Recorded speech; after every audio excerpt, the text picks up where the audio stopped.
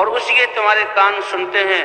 جس دن یہ روح نکل گئی تو تمہارے نام بدل جائیں گے، اور جنازہ اس کو کہا جائے گا، اور میت اس کو کہا جائے گا۔ زبان ہے لیکن بول نہیں سکتی، کان ہے لیکن سن نہیں سکتے، آنکھیں ہیں دیکھ نہیں سکتی۔ وہ بوڑھی ماں جس نے لاڈ سے پالا وہ آج رو رہی ہے، پکار رہی ہے، لیکن یہ جواب نہیں دے سکتا۔ وہ بھائی جو جان نچھاور کرتے تھے، وہ دوست جو اس پر مرتے تھے، آج وہ سامنے ہیں اور سارے اعضاء سالم ہیں، کوئی عضو خراب نہیں ہوا، لیکن اللہ کا امر نکل گیا تو اب یہ جسم کسی کام کا نہیں۔ قل الروح من امر ربی، اور روح میرے رب کا امر ہے، اور اس روح ہی کے لیے اللہ نے اس کی تربیت اور اس کی نشو و نما اور اس کو منور کرنا اور اس کو خوشبودار بنانے کے لیے اللہ نے بھیجا ہے۔ انسان جب دنیا میں آتا ہے کتنا چھوٹا جسم ہوتا ہے، ماں کے پیٹ میں بنا، وہ تو اللہ کی قدرت اور وہ مراحل گزرتے، لیکن دنیا میں جب آیا کہتے ہیں روح اور اس کی جسم دونوں برابر ہوتے ہیں۔ اب جسم کے لیے اللہ کا کتنا نظام چلتا ہے، ماں باپ کے دلوں میں کیسی محبت ڈالی، ماں کے سینے میں کیسے غذا، دودھ کی غذا بنائی، اور کائنات میں کتنی چیزوں کو۔ اب یہ بچہ بڑا ہو رہا ہے، بالش ڈیڑھ بالش کا بچہ تھا، اب 6-6.5 فٹ کے قد کا ہو گیا، اور پہلے لوگوں کی قد تو وہ قوم عاد، وہ تو کتنے بڑے ہاتھ، جہاں قد والے کتنے ہاتھوں والے ہوتے تھے۔ اب یہ جسم بڑھ رہا ہے تو اصل جو روح ہے جس کی وجہ سے یہ انسان ہے اور یہ جسم بڑھ رہا ہے، اس روح کو پاکیزہ بنانا، اس کے لیے بھی اللہ نے اپنا یہ دین اتارا ہے اور حضرات انبیاء کرام کو بھیجا ہے۔ جب جسمانی تربیت اور غذا اور پالنے کے لیے اتنا نظام اللہ نے متحرک کیا ہوا، تو جو روح اصل ہے جس کو نورانی اور خوشبودار بنانے کے لیے اللہ نے انسان کو عطا کیا، تو اس کی تربیت کے لیے بھی اللہ کا اس عالم سے زیادہ بہت بڑا اہم نظام کہ نبیوں کو وحی دے کر اور اپنے کلام کا نور دے کر نبیوں کو حکم فرمایا تم چل کر جاؤ۔ حضرات انبیاء کرام کی محنت سے لوگوں کے دلوں میں یہ ایمان کا نور پیدا ہوتا تھا۔ ایمان کا نور کیا ہے؟ جیسے سورج کی روشنی سے ساری چیزیں واضح ہو جاتی ہیں، اور انسان جو ہے نقصان دینے والی، نفع دینے والی چیزوں کو، اپنوں کو، پرایوں کو سمجھتا ہے اس سورج کی روشنی سے اور آنکھ کی روشنی سے، اسی طرح ایمان کی روشنی ایک ایسی روشنی ہے جو دلوں میں آتی ہے، اور اس کی روشنی سے انسان کون سے وہ اعمال ہیں جو مجھے دنیا اور آخرت میں کامیاب کرنے والے ہیں، اور کون سے وہ اعمال ہیں جو مجھے دنیا اور آخرت میں ناکام کرنے والے ہیں، اس ایمان کی روشنی سے پہچانتا ہے۔ اندھے کو پتہ نہیں کہ چیزوں کی شکلیں کیا ہیں اور رنگ کیا ہے، اس کو تو ایک احساس سا ہے۔ ہمارے ہاں علماء سال لگاتے ہیں تو ایک عالم آئے تھائی لینڈ کے، صلاح الدین ان کا نام تھا، نابینا تھے بڑے خوبصورت، اور وہ عالم بنے، قرآن پاک حفظ کیا اور اس کو تجوید بڑی بہترین تلاوت کرتے تھے، بڑی دلسوز ان کی آواز تھی، اور پھر عالم بنے۔ یہ ساری کتابیں جو نابینا حضرات کے لیے ہوتی ہیں، تو انہوں نے جیسے قرآن یاد کیا، اسی طرح سیاہ ستہ اور صرف و نحو، بڑے اچھے عربی بولنے والے، سال لگا رہے تھے اور بڑی خوشی سے سال لگا رہے تھے۔ تو ان سے ملاقات ہوتی رہتی تھی، تو کسی ساتھی نے ان سے پوچھا، اے صلاح، اللہ نے تمہیں بہت نعمتوں سے نوازا؟ کا بالکل۔ کہا دنیا میں کوئی تمنا تمہاری کہ یہ آنکھیں ہوتی، کوئی تمنا ہے؟ اس نے ایک عجیب بات کہی، اس نے کہا کہ بس اتنی تمنا ہے کہ وہ ماں جس نے مجھے جنا اور وہ ماں جس نے مجھے دودھ پلایا، اپنی گود میں کھلایا، وہ ماں جس کی تربیت سے میں اتنا بڑا بنا، اے اللہ صرف چند لمحات کے لیے مجھے آنکھوں کی وہ اتنی روشنی دے دے کہ میں اپنے ماں کے چہرے کو دیکھ سکوں کہ کس چہرے نے مجھے پالا ہے۔ اور بھئی ہم اللہ کی اس نعمت سے کب سے دیکھ رہے ہیں اور اب بھی دیکھ رہے ہیں اور کب تک دیکھیں گے، اللہ کی کتنی بڑی نعمت ہے۔ تو روح کی تربیت کے لیے اللہ نے نبیوں جیسی ہستیوں کو، اب جیسے سورج، کائنات کا نظام اس سے چل رہا ہے، تو سورج میں 3 صفتیں ہیں۔ ایک اس کی نقل و حرکت ہے۔ امام شافعی رحمۃ اللہ علیہ فرماتے ہیں کہ اگر گرمیوں کے دنوں میں جون جولائی میں یہ سورج آسمان پر رک جائے تو اس کی گرمی دنیا کے سارے اسباب کو جلا کر خاک کر دے اور زندگی کا نظام تباہ ہو جائے. نہیں، اس نے حرکت کرنی ہے. اور اگر یہ سورج ڈوب کر جو ہے اپنی جگہ رک جائے تو ٹھنڈک کی وجہ سے ساری کائنات کا نظام جام ہو جائے. تو یہ نقل و حرکت ایک نقل و حرکت ہے. کیوں؟ اس لیے کہ اس کی روشنی اور حالات میں کائنات کی بقا ہے. اور دوسرا اس میں استقلال ہے کہ جب سے اللہ نے پیدا کیا اور جب اللہ باقی رکھیں گے، سوائے اس دن کے جس دن یہ سورج مغرب سے طلوع ہوگا اور اللہ اپنی قدرت دکھائیں گے، تو اس دن کے یہ کیسے مسلسل استقلال کے ساتھ اپنی رفتار سے چل رہا ہے. تو نقل و حرکت اور استقلال، کیونکہ اس کا نفع کتنی کائنات کو اور ساری جو ہے مخلوقات کو ہے، اس لیے ٹھہر نہیں سکتا، کبھی رک نہیں سکتا، رفتار میں کمی نہیں لا سکتا. اور تیسری صفت اس کی یہ ہے کہ روشنی لے کر یہ حرکت کر، روشنی اور حرارت لے کر حرکت کر رہا ہے. تو اس سے کہیں زیادہ حضرات انبیاء کرام کی محنت کی وقت اور حضرات انبیاء کرام کی محنت کی اہمیت ہے. اور حضور صلی اللہ علیہ وسلم کے ختم نبوت کی وجہ سے اللہ نے یہ محنت اس امت کو دی. تو اس دعوت والی محنت میں سب سے بنیادی چیز نقل و حرکت ہے. جسے سورج کی جن سیاروں کو، جن فضاؤں کو، جن پہاڑوں کو، جن سمندروں کو اور جن فضاؤں کے جتنے فاصلوں کو روشنی کی ضرورت ہے وہاں روشنی پہنچاتا ہے. تو اللہ فرماتے ہیں، اے امت محمدیہ، تم ناز اور فخر کرو اپنے نصیبے پر کہ تمہارے نبی حضرت محمد صلی اللہ علیہ وسلم کے ختم نبوت کی وجہ سے اللہ نے تمہیں سارے انسانوں کو کی رہبری کرنے کے لیے تمہیں پیدا کیا ہے اور قیامت تک آنے والے زمانوں کے لیے. تو لہذا اس کام میں بھی نقل و حرکت ہے. اس لیے ہمارا اللہ کے راستے میں نکلنا اور نکل کر اعمال کرنا، نکلے تو ہم اپنی گشت میں ہیں، مسجد میں آئے تو مشورے کے لیے ہیں، اور شہروزے میں آس پاس کی بستیوں میں جا رہے ہیں، اور چلے میں زیادہ سے زیادہ اپنے ملک کے کسی دور کے علاقے میں چلے جاتے ہیں، 4 مہینے کے لیے مختلف علاقوں میں چلے جاتے ہیں. نہیں، جس دن تم نے اپنے قدم کو گھر سے باہر رکھا، مسجد میں مشورے کے لیے بیٹھے اور تم تعلیم کر رہے ہو اور گشت کے لیے گلیوں میں جا رہے ہو اور پہلے شخص سے مل رہے ہو، اے ایمان والو، تمہارا یہ نکلنا اتنا طاقتور اور اتنا بابرکت ہے کہ اپنے نکلنے میں تم سارے دنیا کے انسانوں کی نیت کرو. تمہارے ہر قدم کا اثر، تمہارے ہر بول کا اثر اور تمہارے عزم کا اثر اللہ پوری دنیا میں ڈالیں گے اور دنیا کی فضاؤں کو بدلیں گے.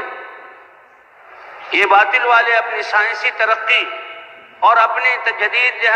ٹیکنالوجی کے ذریعے، ان کے ذریعے یہ اپنے باطل کو پہنچا رہے ہیں. اس کی کیا حیثیت ہے؟ تمہاری زبان سے نکلنے والے اللہ کی عظمت کے الفاظ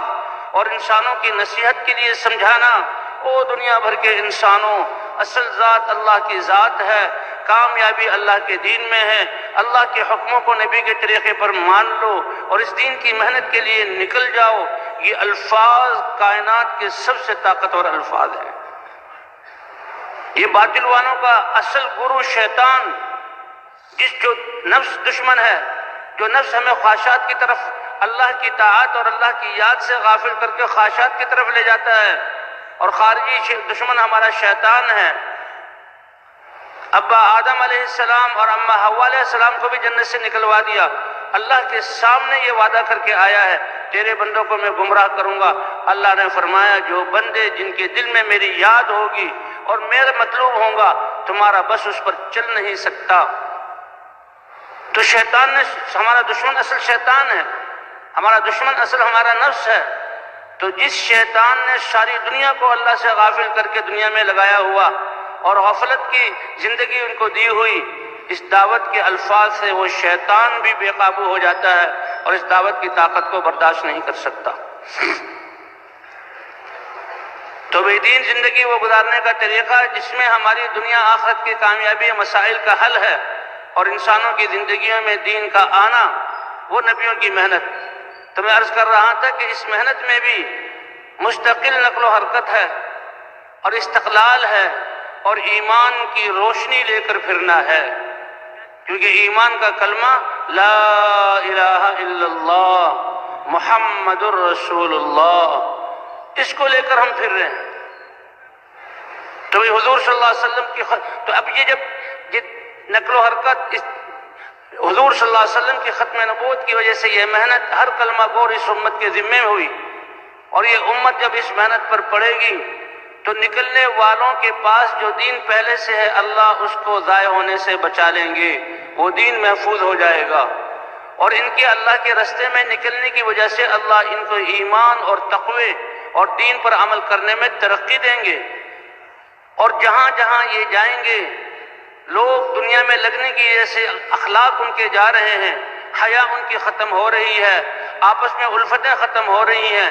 لڑ رہے ہیں، اگر ان کا خیال نہ کیا گیا تو اور زیادہ پستی میں چلے جائیں گے۔ ان کی نقل و حرکت سے اور ان کی ملاقاتوں کی وجہ سے اللہ ان کے دین کو بھی محفوظ فرما لیں گے،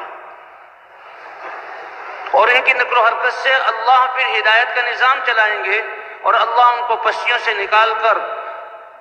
عزت کی اعلیٰ چوٹیوں پر پہنچائیں گے۔ بنی اسرائیل کو فرعون کے ظلم اور اس کی ظلم کی چکی میں پسنے سے اور ذلت سے نکالنے کے لیے موسیٰ علیہ السلام کو دعوت دے کر بھیجا۔ 40 سال کی دعوت نے نقشہ ہی ایسا پلٹا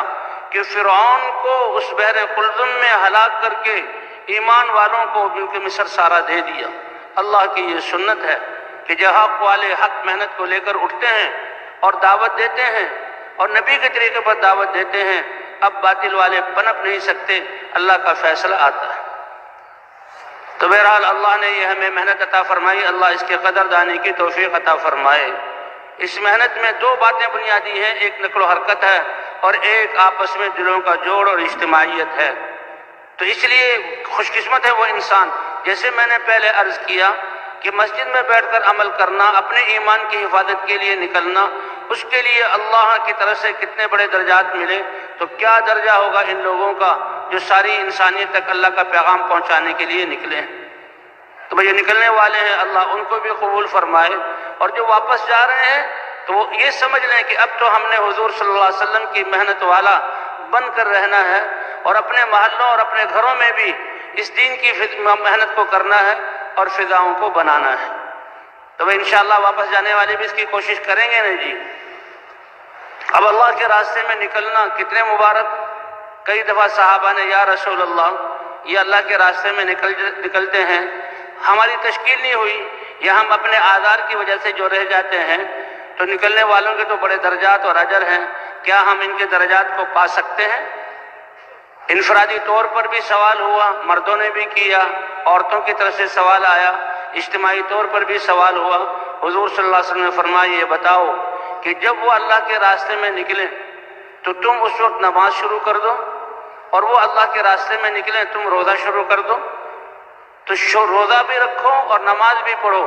اور ان کے واپس آنے تک وہ سفر ہفتوں کا بھی ہو سکتا ہے، وہ سفر مہینوں کا بھی ہو سکتا ہے، اور واپس آنے تک تم نماز اور روزے میں رہو، تو کیا یہ تمہارے لیے ممکن ہے؟ یا رسول اللہ یہ ممکن نہیں ہے، نہ اتنا لمبا روزہ رکھ سکتے ہیں اور نہ اتنی لمبی نماز پڑھ سکتے ہیں۔ فرمایا ممکن بھی نہیں، اگر کر بھی لو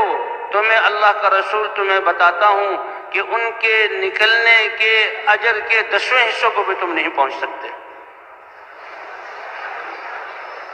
یہ اللہ کے راستے میں نکلنے والے، یہ فضاؤں کی غبار جو ان پر پڑے گی، اللہ جہنم کی آگ کو درکنار دھوئیں سے بھی اللہ محفوظ فرما لیں گے۔ اور یہ راستہ قربانیوں والا ہے، اور قربانیوں اور ناگواریوں کو برداشت کرنا، اس پر اللہ کی طرف سے ہدایت کے فیصلے ہوتے ہیں۔ ایک اور حدیث جس کا مضمون یہ ہے کہ قیامت میں جب نفسا نفسی کا عالم ہوگا تو کچھ لوگ ایسے ہوں گے کہ اللہ تعالیٰ ان کو اپنے عرش کے سائے کے نیچے ممبروں پر بٹھائیں گے، اور وہ اللہ کی اس اعزاز سے بہت خوش ہوں گے، اور وہ دیکھیں گے کہ ان کے ممبر اور عرش کے بیچ میں مشک کے ٹیلے بنے ہوئے ہیں، اور کچھ دیر بعد ایک ہوا چلے گی عرش کی طرف سے، کیا وہ پیاری اور کیا وہ اچھی ہوا ہوگی، وہ اس مشک کو اڑائے گی، سب سے پہلے ان کے جسموں پر وہ مشک گرے گی اور فضا ساری مشک والی ہو جائے گی۔ یہ اس اعزاز سے حیران ہو کر فرشتوں سے پوچھیں گے کہ یہ کیا ماجرا ہے، ہمارا یہ اعزاز کس لیے ہو رہا ہے؟ وہ فرشتے عرض کریں گے کہ تم جو اللہ کے راستے میں نکلتے تھے اور ہلکی سی ناگواری کہ بھئی گرد و غبار جم گیا، اب نہانا ہے، صاف ہونا ہے اور اپنے میل کچیل کو دور کرنا ہے، کہ یہ اللہ کے راستے کی وہ غبار ہے جس کو آج اللہ نے مشک بنا کر تمہارے جسموں پر ڈالا ہے۔ اس لیے بھئی اللہ کے راستے میں نکلنے کی نیت کیا ہو، چاہے ہم گشت کریں، چاہے ہم آپس میں سیکھنا سکھانا ہو۔ ایک آدمی پہلی دفعہ نکلا، کلمہ نہیں آ رہا، وہ کلمہ سیکھ رہا ہے، اور سیکھ اسی لیے رہا ہے کہ اپنا ایمان بھی بن جائے، زندگی بن جائے، اور اس کلمے کو پوری دنیا میں پہنچاؤں۔ تو اس کا حالانکہ پچھلی زندگی میں وہ کتنا غافل کہ کلمہ بھی نہیں سیکھا، لیکن اس کے کلمہ سیکھنے کا اثر بھی پوری دنیا کے کونوں میں پڑے گا، اور قیامت تک اس کا اثر پڑے گا، کیونکہ یہ راستہ اور محنت ہے ہی ایسی عظیم جو اللہ نے نبیوں کو دی ہے۔ تو اس لیے ہماری نیت تو پوری دنیا کی نہیں ہے، اللہ ساری انسانیت کو ہدایت دے دے اور جہنم سے بچ کر جنت میں جانے والے بن جائیں۔ اے اللہ امت مسلمہ اس دین پر ہدایت تو اللہ دیں گے، وہ اللہ کے علم میں ہے، لیکن ہم مکلف ہیں، جسے اللہ کے رسول سارے انسانوں کی ہدایت کے انتہائی طلبگار تھے اور اس کے لیے فکر مند رہتے تھے۔ اس لیے بھئی ہمارے سینوں میں بھی جو دل دھڑکیں اور ان میں جو غم ہو، ساری انسانیت کی ہدایت کے لیے اللہ ہدایت دیں گے، لیکن ان کی نقل و حرکت سے جن کو اللہ ہدایت دیں گے ان کی ہدایت پر آنے کا اور ان کے اپنی زندگیوں میں اعمال کرنے کا، اور پھر اللہ کے راستے میں نکل کر قربانیاں کرنے کا اور ہدایت کا سلسلہ جو قیامت تک ملے گا۔ تو یہ پہلی جماعت جو ذریعہ بنی ہے، اللہ سب کو ان کی قربانی اور اعمال کا پورا ثواب دیں گے، اور ان میں سے ہر ایک کو اللہ ان کی ساری زندگیوں کا ثواب عطا فرما دیں گے۔ الدال علی الخیر کفاعلہ۔ اس لیے بھی نیت سارے عالم کی کر کے نکلیں اور اجتماعیت کے جڑے رہیں۔ اس لیے کہتے ہیں بھی مسجد میں بھی جماعت بناؤ، اور اس لیے کہتے ہیں کہ اللہ کے راستے میں بھی جماعت بنا کر نکلو۔ اللہ کے رسول صلی اللہ علیہ وسلم نے فرمایا کہ تم الگ الگ ہو کر جن راحتوں کو چاہتے ہو، جی ہاں، اور طاعت کے بغیر آزاد رہ کر جن راحتوں کو چاہتے ہو، تو وہ ناگواریاں جو اجتماعیت میں تمہیں پیش آتی، ناگواریاں، پریشانیاں، کہ یہ ناگواریاں تمہارے الگ الگ رہ کر راحتوں کے حاصل کرنے سے کہیں زیادہ بہتر ہے۔ تشریح کہتے بھی مسجد میں بھی جماعت ہو اور اللہ کے راستے میں بھی ہم جماعت بن کر جائیں۔ ید اللہ علی الجماع، اللہ کی رحمت جماعت پر ہے، اور جماعت کی صورت میں چلیں۔ اب جہاں ہماری تشکیل ہے وہاں کے لیے دعا کرنا اور اپنے بھی لیے بھی دعا کرنا۔ اب جماعت میں جانے سے پہلے بھائی انتظامی طور پر کچھ خرچہ بھی جمع کر لیا جائے، اور خدمت کا سامان بھی، اور یہ جماعت نکلتے ہوئے سفر میں بھی، کہ سفر میں بھی ہم نے سواری جتنا ہم اس محنت میں اور اعمال کے کرنے میں حضور صلی اللہ علیہ وسلم کی سیرت اور سنت کو اپنائیں گے، اتنا ہی ہمارے اس کے ذریعے سے ہماری تربیت بھی ہوگی، اور جہاں جہاں ہم اس محنت کر ان اعمال کو کرتے ہوئے پھر جائیں گے، اللہ ان علاقے والوں کو بھی ہدایت دیں گے،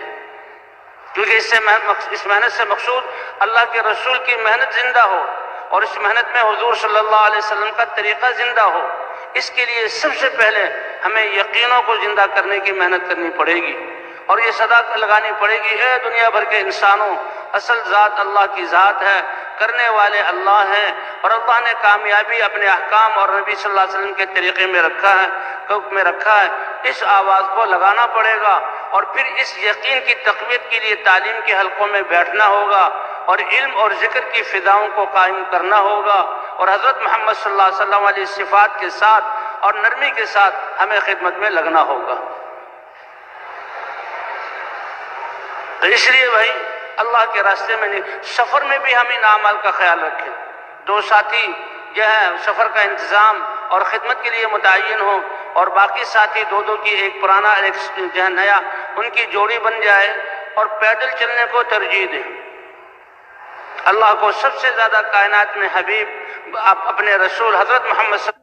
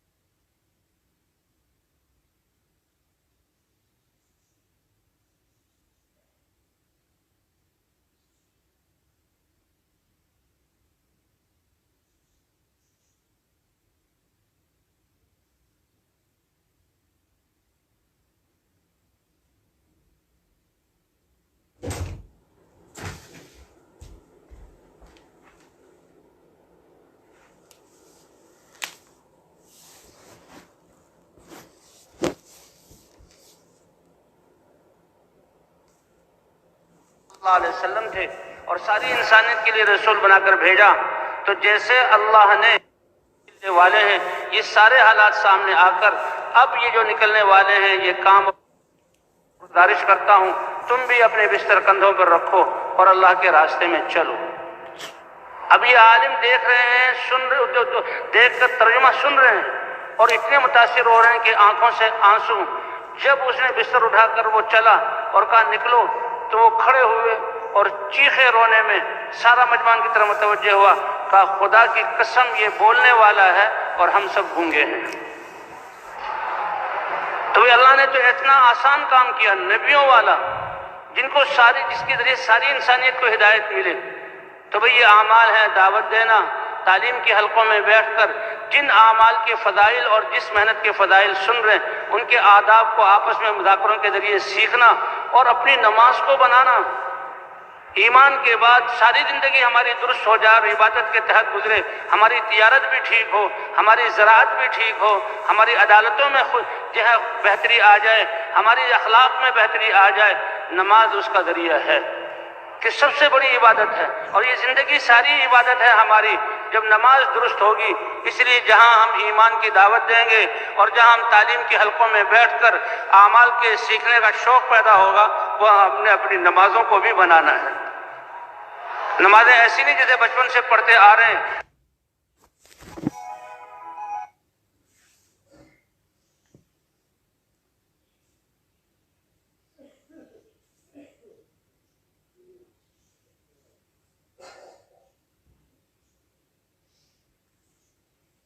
اس کا ذریعہ ہے کہ سب سے بڑی عبادت ہے، اور یہ زندگی ساری عبادت ہے ہماری جب نماز درست ہوگی۔ اس لیے جہاں ہم ایمان کی دعوت دیں گے اور جہاں ہم تعلیم کے حلقوں میں بیٹھ کر اعمال کے سیکھنے کا شوق پیدا ہوگا، وہ ہم نے اپنی نمازوں کو بھی بنانا ہے۔ نمازیں ایسی نہیں جیسے بچپن سے پڑھتے آ رہے ہیں۔ نمازوں میں خشوع اور خضوع، اللہ کا دھیان اور لمبی لمبی رکعتیں پڑھنا، نمازوں کو بنانا، کہ نماز پر رزق کا بھی وعدہ ہے اور نماز پر مدد کا بھی وعدہ ہے اور نماز پر پوری زندگی کے بننے کا بھی وعدہ ہے۔ ان الصلاۃ تنہی عن الفحشاء والمنکر، یہ نماز تمہیں تمام بے حیائی والے کاموں سے اور سارے اللہ کی نافرمانی سے تمہیں روک دے گی اور پاکیزہ بنا دے گی۔ کہ دین اسلام کا مزاج اور دین اسلام کی بنیاد حیا اور سادگی پر ہے۔ دین اسلام کی بنیاد اور دین اسلام کا مزاج حیا اور سادگی پر ہے، اور باطل کا مزاج اور بنیاد بے حیائی اور اسراف اور فضول خرچی پر ہے۔ بے دین اور باطل والے حیا کو ختم کریں گے اور خواہشات اور اسراف پر انسانوں کو ڈالیں گے۔ تو یہ نماز ہے، اس لیے نمازوں کو بنانا، جس کی نماز درست ہو گئی اس کی پوری زندگی درست ہو گئی۔ اور بھئی اللہ کا ذکر صرف زبان سے سبحان اللہ الحمدللہ کہنا یہ زبان کا ذکر ہے، اور دھیان سے بیٹھ کر اللہ کے سامنے ذکر کرنا یہ ذریعہ ہے کہ 24 گھنٹے دل میں اللہ دیکھ رہے ہیں، اللہ میری سن رہے ہیں اور اللہ میرے ساتھ ہیں۔ جب اللہ میرے ساتھ ہیں تو مجھے اب پھر کسی چیز کی ضرورت نہیں، میں تو اور وہ شارت سے بھی زیادہ قریب ہیں، اور اس کے احکام میرے جسم سے نکلنے والے ہیں۔ اس کے احکام کا تعلق وہ باہر والی چیزوں سے نہیں ہے۔ اگر یہ چیزیں مجھے دی ہیں تو بھی پھر میرے جسم کے ساتھ ہے۔ زبان سے ان کے بارے میں کیا بولوں، ہاتھ سے کیسے ان کو استعمال کروں، پاؤں سے چل کر کسنے سے جاؤں۔ کامیابی سے اللہ شارک سے قریب ہے، تو کامیابی کا سارا راز اور کامیابی کا سارا خزانہ اللہ نے انسان کے جسم کے ساتھ رکھا ہے۔ بتائیں حضرت حاجر علیہ السلام کو اور حضرت ابراہیم علیہ السلام کو جب ابراہیم علیہ السلام نے ایسی وادی میں چھوڑا کہ زندگی کے آثار کئی سو میل پہلے ختم ہو چکے تھے، شام کا علاقہ، زندگی کے سارے اسباب موجود، حکومتیں اور فوجیں موجود، زراعت اور صنعت کے نقشے موجود، اور موسم بہت ٹھنڈا، بلاد مبارکہ، وہاں سے اٹھوایا، اور ایسی وادی کہ کئی سو میل پہلے زندگی کے آثار ختم تھے، اور یہاں تو کوئی وادن غیر ذی زرع، پانی کا کوئی نشان نہیں اور کسی اگنے والی چیز کا کوئی نشان نہیں، وہاں چھوڑا اور کچھ نہیں دیا، لیکن وہاں سے ان کی قربانی سے پھر اللہ نے ان کی قربانی کی وجہ سے اپنا گھر بنوایا اور ایسا شہر آباد کروایا کہ یہ نہیں کہ وہاں نہریں چالو ہو گئی اور وہاں کھیتیاں ہونے لگی، نہیں، وہ ویسے ہی ہے، اور قیامت تک ارب ارب انسانوں کا یہاں آنا اور یہاں سے یہ دولت لے کر جانا، آب زمزم لے کر جانا، ارب ارب انسانوں کی زندگی کے اللہ نے اسباب مہیا کر دیے اس وادی میں ہاجر علیہ السلام کی قربانی سے، کہ سب سے پہلے اللہ نے ان کو آب زمزم دیا، اور پھر اللہ تعالیٰ نے فرمایا کہ یہ زمین ایسے ہی رہے گی، لیکن ساری دنیا کی غذاؤں کو میں یہاں پہنچاؤں گا،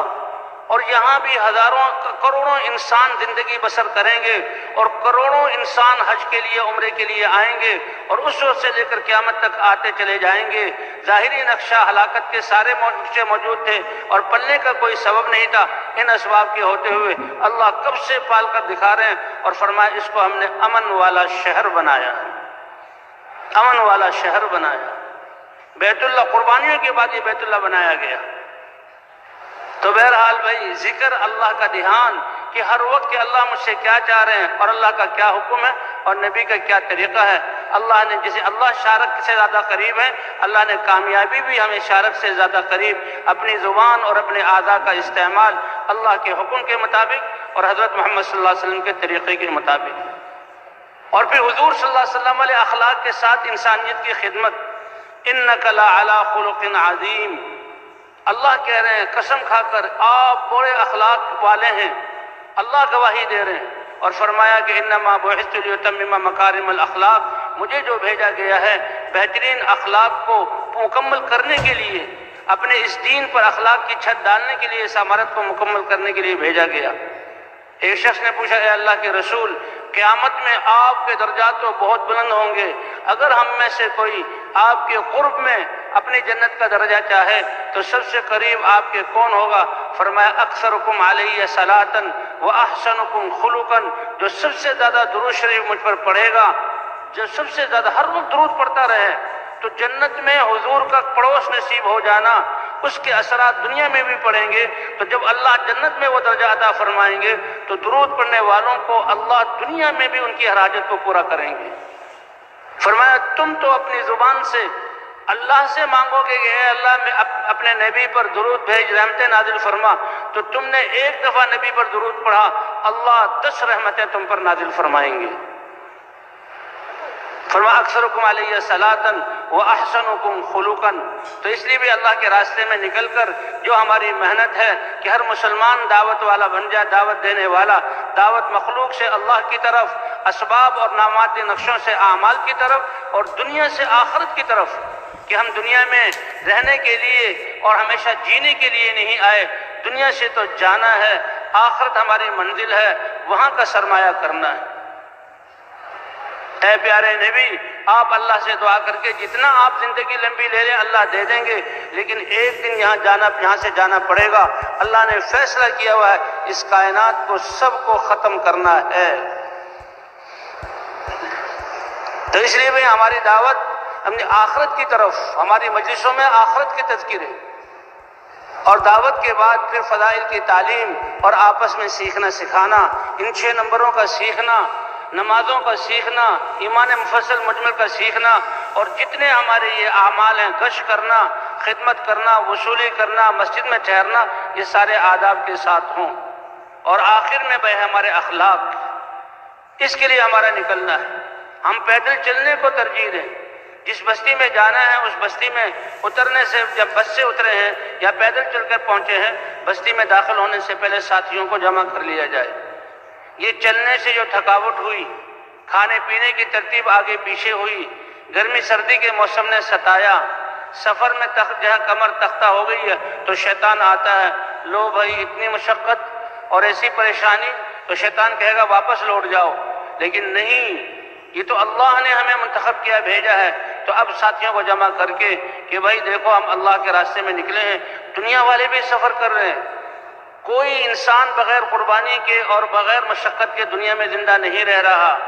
آرام پرست انسان کو تو لوگوں کی نظروں میں وہ گر جاتا ہے، وہ دنیا کے لیے مشقت اختیار کر رہے ہیں۔ اللہ نے ہمیں اپنے دین اور حضرت محمد صلی اللہ علیہ وسلم کی محنت اور انسانیت تک یہ کام دین پہنچانے کے لیے اللہ نے اپنے راستے میں نکلنے کی توفیق عطا فرمائی۔ حضرت ابوبکر صدیق رضی اللہ عنہ حضرت اسامہ کے لشکر کو روانہ کر رہے ہیں۔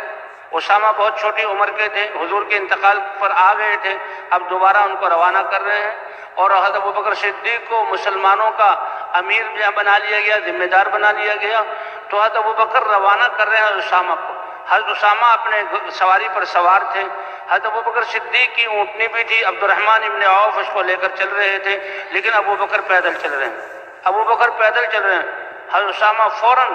اے امیر المومنین، یا آپ اوپر سوار ہو جائیں، اے خلیفہ رسول اللہ، یا آپ بھی سوار ہو جائیں، یا مجھے کم از کم نیچے چلنے دیں۔ فرمایا نہیں، نہ ابوبکر سوار ہوگا اور نہ اسامہ تمہیں نیچے اترنے دے گا۔ چھوڑ ابوبکر کو کہ وہ اللہ کے راستے میں نکلنے والے کو روانہ رخصت کرنے کے لیے پیدل چلے اور اللہ کے راستے کی غبار اپنے پاؤں پر پڑنے دے، کیونکہ ہر قدم پر 700 نیکیاں ملیں گی، اور ہر قدم پر اللہ تعالیٰ 700 جو ہے گناہ معاف فرمائیں گے، اور ہر قدم پر اللہ 700 درجات بلند فرمائیں گے۔ اس لیے بھئی ان نوجوانوں کو اور اپنے ساتھ چلنے والوں کو فضائل سنائے جائیں کہ اللہ کے راستے میں نکلنے کا اجر اور یہ غبار پڑنے کا ثواب اور یہ تھکاوٹ، اس کی وجہ سے اللہ ہمیں اور انسانیت کو کتنی ہدایت دیں گے کہ قربانی کے بعد جو محنت کی جاتی ہے اللہ اس کو پائیداری دیتے ہیں۔ اللہ چاہتے تو بیت اللہ شام اور جو ہے یہ روم کے علاقوں میں، ٹھنڈے علاقوں میں جہاں بنوا سکتے تھے، لیکن بیت اللہ جہاں بنوایا اس سے پہلے کتنی قربانیاں، حاجر علیہ السلام کی قربانی اور ابراہیم علیہ السلام کے گلے پر چھری پھروائی، ان سب قربانیوں کے بعد جو آواز لگوائی، تو کہتے ہیں جب وہ آواز لگانے کے لیے ابراہیم علیہ السلام صفا پر چڑھے اور کہا دنیا بھر کے انسانوں، اللہ کا گھر بن گیا ہے، اس کے لیے آ جاؤ، تو سامنے جو اونچے اونچے پہاڑ تھے وہ آواز ان سے ٹکرا کر باز گش بن کر واپس آتی، تو آتا ہے روایات میں ان پہاڑوں کو اللہ نے جھکا دیا اور اللہ نے اس آواز کو پوری دنیا میں پہنچا دیا۔ تو اسی طرح جب یہ دعوت والے یہ اللہ کی طرف بلا رہے ہیں، اللہ کے دین کی طرف بلا رہے ہیں، ان کی دعوت دینے میں اور چلنے میں جتنی مشقتیں ہوں گی اللہ پہاڑوں جیسی رکاوٹوں کو زیر کر دیں گے۔ اللہ بڑے بڑے فرعونوں اور نمرودوں اور قارونوں کو اور بڑے بڑے ظالموں کو ان کی قربانی کی وجہ سے اللہ پس کریں گے اور ان کی آواز کو پوری دنیا میں پہنچائیں گے۔ اس لیے یہ چھوٹی موٹی قربانی، اس سے گھبرانا نہیں ہے۔ تو ذمہ دار ساتھی ان کو ترغیب دیں اور نیتیں ٹھیک کروائیں کہ ہمارا اس گاؤں میں آنا اللہ کا کلمہ بلند ہو جائے، ہمارا اس بستی میں آنا یہ ہمارے مسلمان بھائی ہیں، ہم ان کی ہمدردی میں آئے ہیں۔ یہ بستی والے اس سے ساری بدعنوانیاں، سارے ظلم، گھروں میں عورتوں پر ظلم، بھائی بھائی کی لڑائی، تجارت میں جو ہے ملاوٹ اور جناب تولنے میں کمی اور زمینوں پہ غصب، اللہ ان سب ظلموں کو ختم فرما دے اور اللہ اپنا دین ان میں زندہ فرما دے، اور یہ بستی حضور صلی اللہ علیہ وسلم کے زمانے کی مدینہ منورہ کی بستی بن جائے، اور یہاں کی مسجد حضور صلی اللہ علیہ وسلم کے زمانے میں جن اعمال سے آباد تھی ان اعمال سے آباد ہو جائے، اور یہاں کا بچہ بچہ جسے صحابہ کرام اور ان کے بچے دین کی محنت کرتے تھے وہ محنت کرنے والے بن جائیں۔ ذمہ دار ساتھی اپنے ساتھیوں سے اس کی جو ہے وہ نیت کروائیں۔ ان کا نکلنا کوئی معمولی 3 دن کے لیے نکلے ہیں جی، اور اپنا بستر ساتھ لے لیا ہے جی، تھوڑے سے پیسے اور برتن لے لیے ہیں، نہیں دیکھنے میں یہ سب کچھ معمولی نظر آ رہے ہیں، لیکن نیت کے اعتبار سے اور عزم کے اعتبار سے یہ وہ لوگ ہیں کہ جن نے ساری دنیا کو بدلنے کا ارادہ کیا، اور اسی سے تبدیلی پہلے آئی۔ بستی والے جو بس جا رہے ہیں ان کو بھی لے لیں، ہم نے ایک طرف یکسو ہو کر نہیں رہنا، ہم تو گھلنے ملنے والے لوگ ہیں، ہم تو لوگوں کو اپنی طرف کھینچنے والے، جو جا رہے ہیں ان کو بھی دعا کے عنوان سے بلا لیں، اور جب یہ مقصد بیان ہو کہ ہم ان بستی والوں کے لیے خیریں جو ہیں قائم کرنے کے لیے آئے ہیں، اور ہماری دعاؤں میں بستی والوں کے لیے دعا ہوگی، اور کوئی ساتھی رو بھی رہا ہوگا تو ہم سے پہلے یہ بستی والوں کو جا کر بتائیں گے، او لوگو اگر تم کامیابی چاہتے ہو اللہ کے ان نیک بندوں کو سن لو۔ جیسے حبیب نجار نے جو نبیوں کو پہلے ملا یا نمائندوں کو پہلے ملا اور جا کر جو ہے وہ اپنے بستی والوں کو روکا اور بستی والوں سے کہا کہ دیکھو نبیوں کی بات مان لو، تو اس طرح بستی والے ہمارے مؤید بن کر جائیں گے۔ اب جو بستی سامنے ہے تو دائیں طرف ہر چیز کے آداب، دائیں طرف چلنا ہے، نظروں کی حفاظت کرنی ہے۔ فرمایا نظر شیطانوں کے تیروں میں سے زہریلا ایک تیر ہے۔ اب جس پر نظر پڑ گئی اب دل اللہ کی یاد اور دل دین کی محنت کی ترتیبیں بنانے کے بجائے یہ گھر کیسا تھا، یہ گاڑی کیسے گزری ہے اور یہ کھیت کیسے ہیں، دل اس طرح مشغول کر لے گا، اور دل کی نیت یہی بہت بڑا سرمایہ ہے۔ اس لیے کہتے ہیں یکسوئی اور ہماری نیت کا استحضار۔ تو راستے میں بھی چلنے کے آداب ہیں، دائیں طرف ہم چلیں، نظروں کی حفاظت کرتے ہوئے چلیں، اور ہم نے مسجدوں میں ٹھہرنا ہے۔ ہمارے اترنے کی جگہ مساجد ہیں، ہماری محنت کا مرکز مسجد ہے۔ مساجد اللہ کا گھر ہیں، جی ہاں، مساجد اللہ کا گھر ہیں۔ اور مسجد، جیسے رات بیان ہوا کہ مسجدوں میں اکثر رہنے والے وہ مساجد کے کھونٹے ہیں، اور فرشتے ان کی صحبت میں ہیں، جی ہاں۔ اور فرشتے اگر وہ کسی کام میں جائیں تو فرشتے ان کو تلاش کرتے ہیں، کام میں دیکھیں تو ان کی مدد کرتے ہیں، اور جب بیمار ہوں تو فرشتے عیادت کے لیے آتے ہیں۔ بھئی جو فرشتے مددگار بن جائیں تو بتائیں دنیا کی کون سی طاقت ان کے کاموں کو روک سکتی ہے۔ اس لیے مسجد میں، یہ مساجد اللہ کے گھر ہیں، رک جائیں،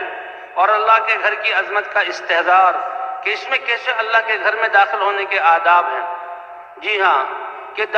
بائیں پاؤں سے پہلے جوتا نکال کر جوتے پہ رکھ لیں، دائیں پاؤں سے جوتا نکال کر دائیں پاؤں کو مسجد میں داخل کریں، بسم اللہ والصلاۃ والسلام علی رسول اللہ، اللہم افتح لی ابواب رحمتک کہہ کے مسجد میں داخل ہوں۔ اور مسجد میں جماعت داخل ہوئی ہے، کہتے ہیں اللہ کے راستے میں جو ہم سامان لے جا رہے ہیں بڑا مختصر سا، جیسے میں نے شروع میں عرض کیا تھا کہ اس راستے میں نکل کر سادگی کو سیکھنا ہے، تکلفات سے اپنے آپ کو نکالنا ہے، اور یہ سامنے آنا کہ ہماری زندگی تو بڑی آسان ہے، ہم نے تو خود اپنے آپ کو مشقت میں ڈالا ہوا ہے، تو اللہ کے راستے میں نکل کر کم سے کم گزارا کرنا، قناعت پر آنا، یہی پھر گھر پر آ کر اپنی زندگی میں سادگی کو لانا ہے۔ اس لیے جو ہمارا سامان ہو، اگر وہاں مسجد کے ساتھ حجرہ بنا ہوا، اب الحمدللہ نظام بن گیا، بھئی یہ کمرہ کس کے لیے ہے؟ یہ جماعتوں کے ٹھہرنے کے لیے، تو سامان وہاں رکھا جائے، مسجد میں نہ لے کر جائیں۔ لیکن اگر وہ کمرہ امام یا مؤذن یا خادم کا ہو، پھر ہم اس میں نہیں جا سکتے، پھر تو مسجد میں جا کر ایک کونے میں بڑی ترتیب سے اپنے بستروں کو رکھا جائے کہ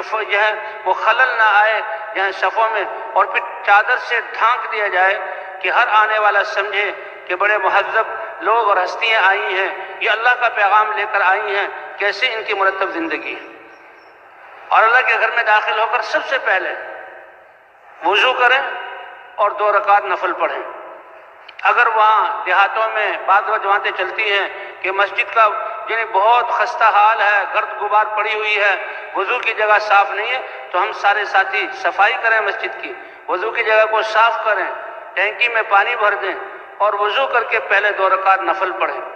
اے اللہ، یہ ہمارے مسلمان بھائی اس بستی کے رہنے والے، ان کے دل آپ کے ہاتھ میں ہیں، اے اللہ ان کے دلوں کو اپنے دین کی طرف مائل فرما۔ اوپر سے جو فیصلے ہوتے ہیں دنیا کی طاقتیں ان کو روک نہیں سکتی، اس لیے ہم نے اللہ سے مانگنا ہے، اور مانگ کر بھائی سب سے پھر مشورے کے لیے بیٹھ جانا ہے۔ اللہ اپنے ان صحابہ سے اہم امور کے بارے میں مشورہ کیجئے، یہ امت کی تعلیم کے لیے مشورے کا حکم دیا، ورنہ اللہ تعالیٰ اپنے نبی کو راہ جس پر چلنا ہے بتلا دیتے کہ یہ کر لو، لیکن وشاورہم فی الامر، ان سے مشورہ کیجئے، ان سے آراء لیجئے، اور جو پھر فیصلہ ہو جائے وَإِذَا عَزَمْتَ فَتَوَكَّلْ عَلَى اللَّهِ، پھر آپ اللہ پر بھروسہ کریے اور عزم کے ساتھ اس پر عمل کریے۔ تو بھئی اس کام کی حفاظت، ساتھیوں کی حفاظت کے لیے مشورہ، اور باقی ساری جماعت سے مشورہ، تو ساری جماعت مشورے کے لیے بیٹھے۔ اللہ کے رسول صلی اللہ علیہ وسلم نے فرمایا تاکہ ہمیں کام کی سطح پتہ لگے، یہاں کام ہے کہ نہیں ہے، اگر ہے تو کس سطح پر ہے، روزانہ کا مشورہ اور تعلیم اور شام کی ملاقاتیں اور کتنے چلے 3 چلے والے ہیں، یہ سارے حالات سامنے آ کر اب یہ جو نکلنے والے ہیں یہ کام اور قربانیوں میں ترقی کریں، اور نئے جو ہیں وہ اللہ، تاکہ ان کو اس جو ہے بنیاد پر سوچنے کی عادت پڑے۔ اس مشورے کی برکت سے بعض دفعہ اللہ تعالیٰ نئے اور ساتھیوں کی زبان سے ایسی بات کہلوا دیتے ہیں جس میں خیر ہوتی ہے، اور یہ ہمارے پاس دلیل موجود ہے حضور صلی اللہ علیہ وسلم کی سیرت سے کہ غزوہ بدر کے موقع پر حضور صلی اللہ علیہ وسلم جب تشریف لائے میدان میں تو آپ نے ایک جگہ متعین کی، اور وہ جگہ چٹیل میدان تھا کہ اگر بارش ہو جائے تو کیچڑ ہو جائے، آگے پیچھے چلنا جو ہے مشکل دشوار ہو جائے، اور یہاں تو جنگ کا سما ہے۔ تو حباب ابن منذر، یا رسول اللہ، اگر یہ اللہ کا ایک امر ہے اور یہ آخری فیصلہ ہے کہ بھئی ہم نے یہاں رکنا ہے، تو پھر تو بولنے کی گنجائش نہیں۔ اگر یہ رائے ہے اور اس میں رائے دینے کا اختیار ہے، کسی کی رائے کو کاٹا نہ جائے، کسی کی رائے کو اس کی تحقیر نہ کی جائے، اس کا مذاق نہ اڑایا جائے، بلکہ سارے ساتھیوں کی رائے کو بڑے دھیان اور توجہ سے سنیں۔ اور ذمہ دار ساتھی، مشورے کا مطلب کیا ہے؟ آراء کو ملا لینا اور ساتھیوں کا اتفاق پر متفق ہو جانا۔ جتنے دل جڑے ہوئے ہوں گے اور آپس میں الفت محبت ہوں گی، ہمارے کام میں برکت ہوگی۔ پھر ذمہ دار جو فیصلہ کر دے، جیسے شروع میں عرض کیا تھا کہ اللہ نے کامیابی تو جیسے اللہ شارک سے زیادہ قریب ہے، کامیابی بھی ہمارے شارک سے زیادہ قریب ہے۔ انسان جب صبح اٹھے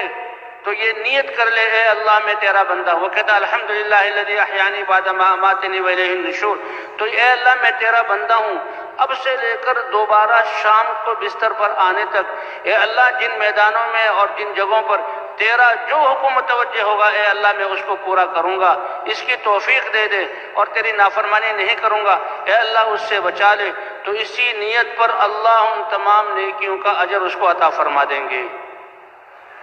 اور گناہوں سے بچنا یہ بھی بہت بڑی عبادت ہے، اللہ اس کا اجر عطا فرما دیں گے۔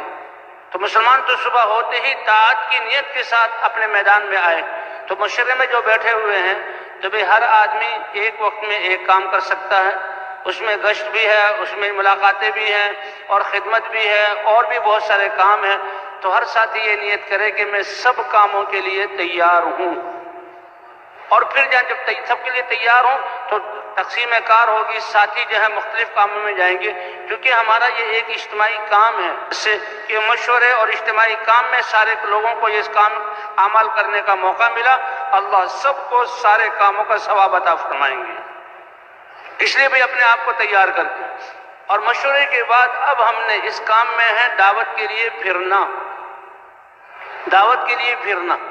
جسے اللہ نے اپنے نبی کو فرمایا ان لک فی النہار سبحا طویلا،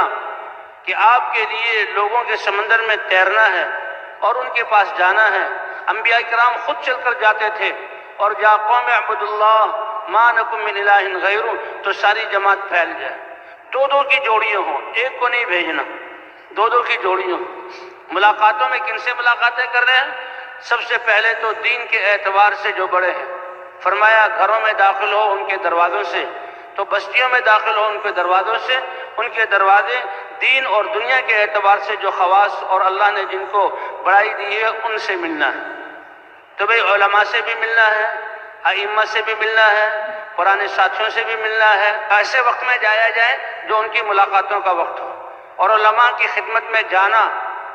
بھی بہت باتیں یہ آگے کہ علماء کی خدمت میں جانا، تو ہم تو یہاں ممبر سے یہ کہہ رہے ہیں ان کی خدمت میں جانا، ان کی علمی مجلس سے فائدہ اٹھانے کے لیے،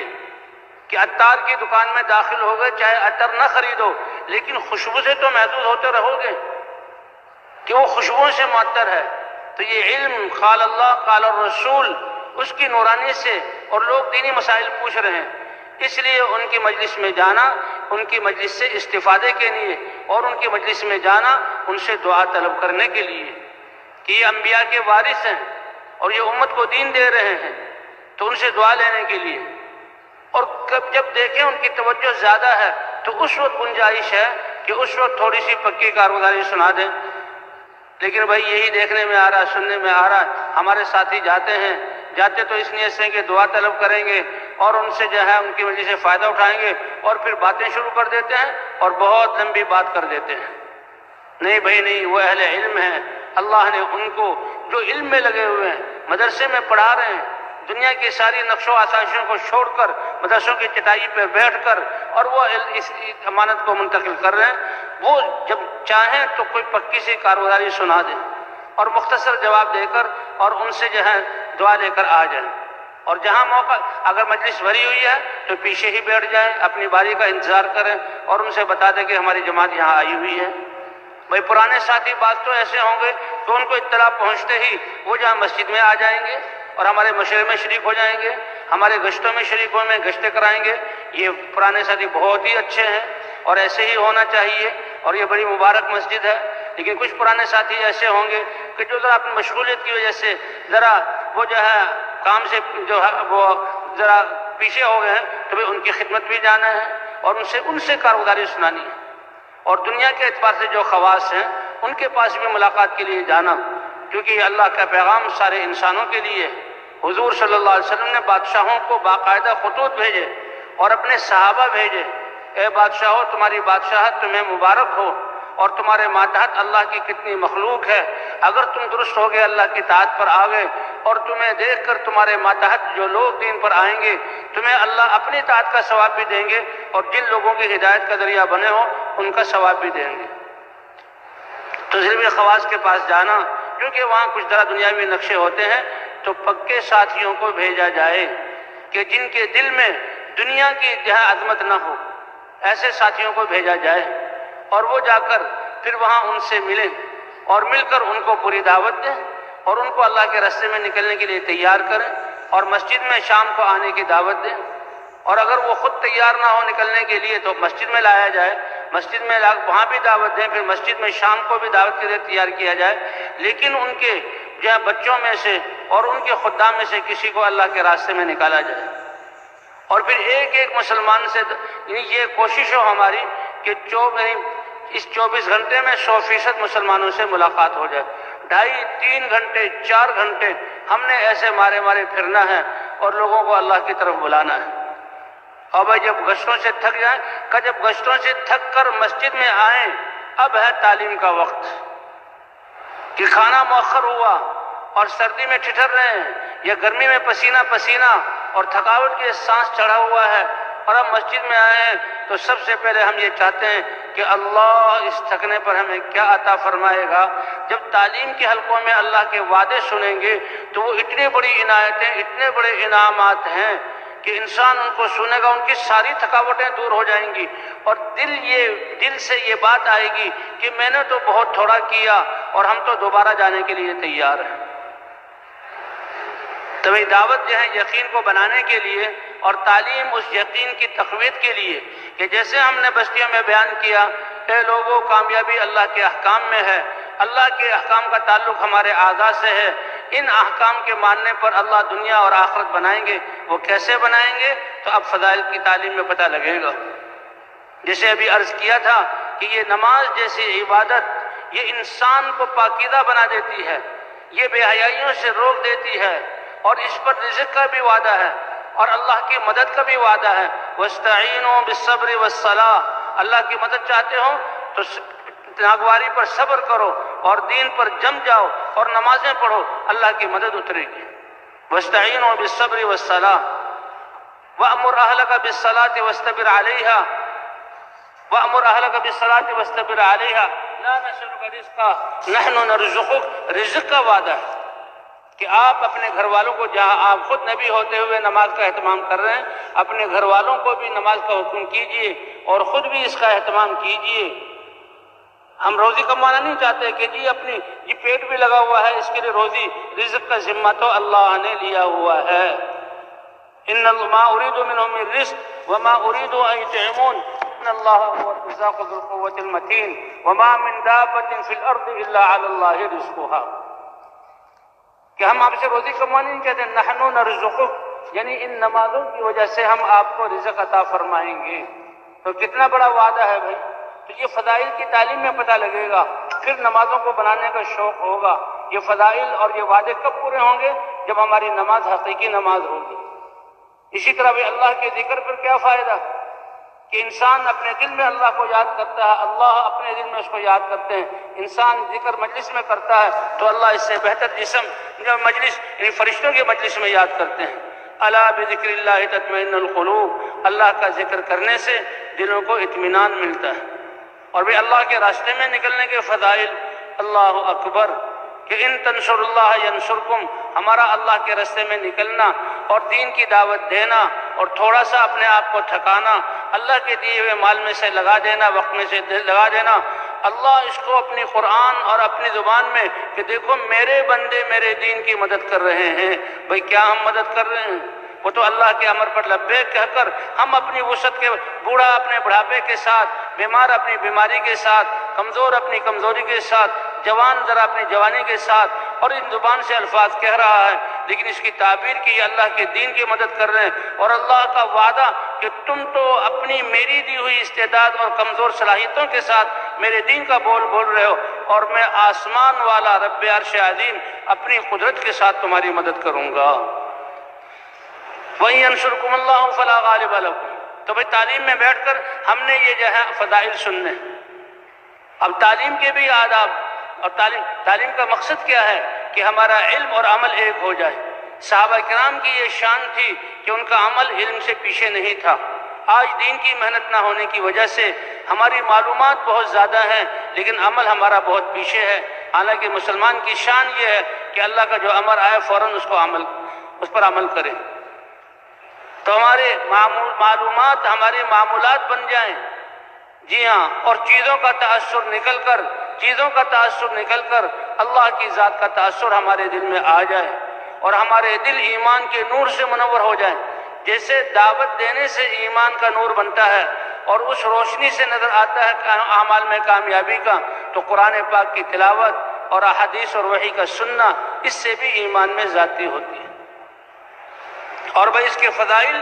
کہ اللہ تعالیٰ فخر فرماتے ہیں اور فرشتے ایسی مجلسوں کو ڈھونڈتے ہیں، اور آخر میں اعلان ہوتا ہے قوموا مغفور لکم قد بدلت سیئاتکم حسنات۔ تم اتنے بڑے عمل میں بیٹھے تھے، اللہ اور اللہ کے رسول کے وعدوں کو دہرا رہے تھے، اللہ کے ذکر میں مشغول تھے، اللہ نے تمہیں یہ انعام دیا کہ اس حال میں اٹھو کہ تمہارے سارے گناہوں کو بخش دیا گیا اور اللہ نے پاکیزہ بنا دیا۔ اس لیے کہتے ہیں تعلیم ہماری ہر ایک کی ضرورت ہے۔ کامیابی کہاں سے ملے گی اور کامیابی کا راستہ کہاں ہے، یہ ضروری ہے۔ اس لیے مسجدوں میں تعلیم کی تعلیم، اپنے گھروں میں تعلیم، اور جہاں سے لوگ بازار اور ریلوے اسٹیشن اور جہاں ہوائی اڈے اور جہاں وہ بسوں کا اسٹاف لوگ جمع ہیں، مزدور ہیں، ان کو بتانا کہ کامیابی تو اللہ کی طرف سے ملتی ہے اور کامیابی کا راستہ اللہ چھوڑ دیں۔ کیا مزدوری چھوڑ دیں؟ نہیں، ان میں اللہ کے احکام اگر پورے کرو گے، اللہ نے تجارت ہے لیکن تجارت سے نہیں پلتے، تجارت میں صداقت اور امانت داری، انسانیت کی خدمت، اور یہ زراعت ہے، اس سے نہیں پلتے، اس میں جو اللہ کے اوامر ہیں اللہ اس پر تمہیں کامیابی عطا فرمائیں گے۔ تو بھئی اس لیے تعلیم کے حلقوں کا اہتمام، یہ اس کے فضائل کی اس حال میں کھڑے ہو تمہارے گناہ بخش دیے گئے۔ ایک فرشتہ عرض کرتا ہے کہ اے اللہ، ایک آدمی تو وہ کہیں باہر سے آیا تھا اور اپنے کسی کام کے لیے آیا تھا، وہ آدمی یہاں بیٹھا ہوا تھا، وہ تو اس کی دیا، میں نے ان کے گناہوں کو بخش دیا۔ اور بھئی تعلیم کے بعد 6 نمبروں کا مذاکرہ بھی ہے، سارے ساتھی ایک ایک کھڑے ہو کر جو ہے وہ سارے 6 نمبروں کا مذاکرہ کریں، یہ نہیں کہ 2-3 ساتھیوں نے بیان کر لی۔ اس لیے تعلیم میں فضائل کا پڑھنا اور قرآن پاک کی تجوید کا حلقہ، اور اسی طرح آخر میں 6 نمبروں کا مذاکرہ، ہر ایک کو مناسب وقت دیا جائے، شروع ہی میں تجوید کر لی جائے۔ اور تجوید کا مقصد کیا ہے کہ آپس میں ہمارا قرآن کو دہرانا، اور ایسے دہرانا کہ ہمیں احساس ہو جائے کہ ہماری قرآن کی کیا حالت ہے، کیونکہ نماز میں تو قرآن سورہ فاتحہ ہے، کسی سورت کا ملانا ہے، قرأت ٹھیک ہوگی تو نماز ٹھیک ہوگی، اور شروع میں سورہ فاتحہ کو دہرایا جائے اور چند صورتیں دہرا دی جائیں،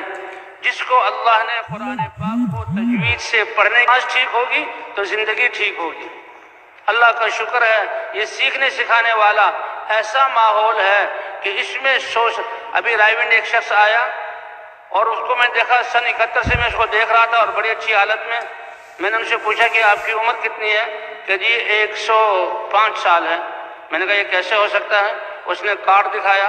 اس کا شناختی کارڈ جو پاکستان کا بنا ہوا، 1915 کی اس کی پیدائش۔ اب وہ اللہ کے راستے میں نکلا ہے۔ میں تعلیم کا حلقہ کرا رہا تھا تو ایک ساتھی میرے پاس آئے تعلیم کے حلقے جو تجوید کے دوران، اور آنکھوں سے رونے لگے، کہتے ابھی 4 مہینے کے لیے نکلا ہوں، چلہ میرا ہوا ہے۔ تو میں نے کہا کیا فرما رہے ہیں آپ؟ کہنے لگا مولوی صاحب 35 سال تک اپنی مسجد سے جماعت والوں کو دھکے دے کر بستر پھینک کر نکالا ہے، اور ان سے کہتا تھا کہ خبردار تم ہمارے پاس نہ جاؤ، سکھوں کے ہندوؤں کے پاس، اور جاؤ کافروں کے پاس ان کو دعوت دو، نہیں جانے دے جماعت کو، اور رو رہے ہیں۔ اور کہا اب اللہ نے اپنے رستے میں نکلنے کی توفیق دی، تجوید کے حلقے میں بیٹھا ہوں تو معلوم ہوا کہ میرا کلمہ طیبہ بھی صحیح نہیں ہے۔ اور ابھی 40 دن مجھے ہو گئے ہیں، عمر میری بڑی ہو گئی ہے۔ ایک عالم تھے، ان کے ساتھ میں نے بٹھایا، 20 منٹ لگے، کہنے لگے جی ہاں آہستہ آہستہ اب یہ زبان کلمے سے مانوس ہو رہی ہے، انشاءاللہ کچھ دنوں تک یہ کلمہ جاری ہو جائے گا۔ تو بھی اللہ نے کیسا نظام ہمیں دیا، اور یہ علم کا آنا لینا دینا تو آمنے سامنے ہے۔ صحابہ دیکھو، یہ تھی حضور صلی اللہ علیہ وسلم کی نماز جیسی پڑھ کر دکھا رہا ہوں، وہ آنے والے نئے لوگ عمل سے سیکھتے تھے، اور آمنے حضرت علی، حضرت عثمان، آؤ تمہیں حضور صلی اللہ علیہ وسلم کا وضو سکھاؤں، خود وضو کر کے بتلاتے تھے کہ دیکھو اس طرح حضور ہاتھ دھوتے تھے، 3 دفعہ کلی کرتے، ناک میں پانی ڈالتے تھے، اور 3 دفعہ آزاد ہوتے تھے۔ یہ ہے اللہ کے رسول کا وضو۔ امت نے اس کو سیکھا،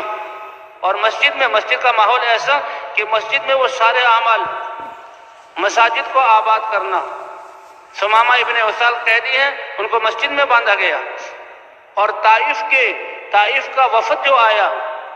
طائف مجبور ہو کر اور کہا اب تو اسلام میں داخل ہونا پڑے گا، اللہ کے رسول نے ان کے لیے مسجد میں خیمہ لگوایا، کہ جب وہ طائف والے کہ ایک دن اللہ کے رسول کو سرداروں نے بیٹھنے نہیں دیا، اور آپ پیدل چل کر آئے، 80 میل پہاڑوں کا سفر طے کر کے آئے، اور اس امید سے آئے کہ یہ سمجھدار سردار لوگ ہیں اور قریش ہیں، میری بات کو سنیں گے، سرداروں کے پاس گئے تو انہوں نے بیٹھنے نہیں دیا۔ حالانکہ عربوں کی مہمان نوازی، آنے والے مہمان کو بٹھانا، پانی پلانا، کھانا کھلانا اور سلانا، چاہے وہ عام مہمان ہو، یہ ان کی گھٹی میں پڑا ہوا تھا، اور یہ ان کی عزت کی چیز تھی۔ لیکن آج کائنات کے سب سے قیمتی ہستی اللہ کا پیغام لے کر آئی ہے، ایک ساتھ آ کر چلیے آپ بیٹھے نہیں، آپ دوسری جگہ چلی جائیے، میں آپ کی بات سننے کے لیے تیار نہیں۔ دوسرے نے بھی ایسا جواب دیا، اور تیسرے نے بھی ایسا جواب دیا، اور تینوں کے پاس سے اللہ کے رسول چلے گئے۔ تو بھئی یہ محنت تو قربانیوں والی ہے، اور آپ نے کہا چلو یہ سردار تو اپنی سرداری میں، انہوں نے میری بات نہ سنی، عام لوگ بازاروں میں ان کو دعوت دوں گا تو وہ میری بات کو سن لیں گے۔ آپ نے جب یہ دعوت دی، اوہو یہ وہ نبی ہے جو ایک اللہ کی طرف بلاتا ہے، ایک شور مچ گیا، بچے تالی پیٹنے لگے، اور ایسا اللہ اکبر، تصور نہیں کر سکتے ہم کہ اللہ کا پیغام پہنچانے میں اللہ کے نبی نے کیا قربانی کی۔ اور پھر آپ پر پتھروں کی بارش ہوئی، آپ رکنے کے بجائے دوڑے، بعض روایت میں 7 میل تک پتھروں کی بارش ہوتی رہی، سارا جسم لہو لہان ہو گیا، جوتے خون سے بھر گئے۔ فرشتے آ گئے کہ اگر فرشتوں کو حکم دے، اے اللہ کے سامنے، اے اللہ میں آپ امت کو سکھانے کے لیے، کہ دیکھو یہ نہیں کہا کہ میں آپ کا رسول ان کے فائدے کے لیے آیا، ان کو دعوت دینے کے لیے آیا، ان نے میرے ساتھ، اے اللہ میں اپنی ہی آپ کی طرف شکایت کرتا ہوں، اے اللہ اگر اس سب کے باوجود آپ راضی ہیں تو مجھے اس کی کوئی پرواہ نہیں، اور اگر آپ راضی نہیں تو آپ کا راضی کر دینا یہ سب سے زیادہ ضروری ہے۔ لیکن یہ دعوت شروع میں تو یہ حال، اور مکے والوں نے، لیکن حق غالب ہو کر آتا رہتا ہے، اس کے لیے استقلال اور قربانیاں ہیں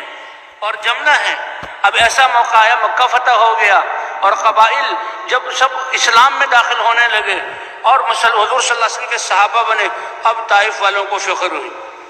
اس نے کہا بھئی اب تو اس دین کو قبول کیے بغیر چارہ کار نہیں، آخری کوششیں کر لی جنگوں کے ساتھ، اب تو خود مریں گے، اب تو لہذا جاؤ محمد صلی اللہ علیہ وسلم کے پاس